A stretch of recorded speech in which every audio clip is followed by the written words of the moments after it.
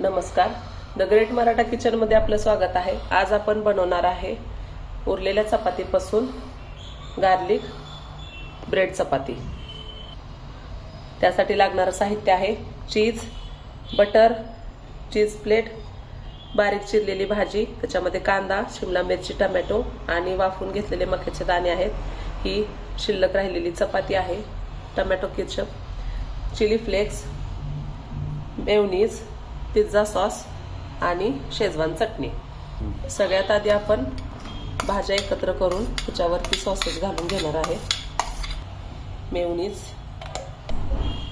Tomato ketchup, pizza sauce, schezwan चटणी, chilli flakes हे आता सगळे एकत्र मिक्स करून घ्यायचं। सगळ्यात आधी पॅनवर बटर टाकून घ्यायचं। आता ह्या भाजी आपण चपातीवरती व्यवस्थित लावून घ्यायची। त्यानंतर चीज प्लेट आणि मोझरेला चीज,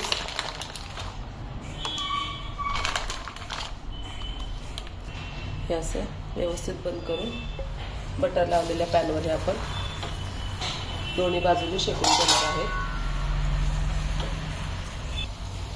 वरतूनही त्याला बटर लावून व्यवस्थित आपण परतून घेणार आहे।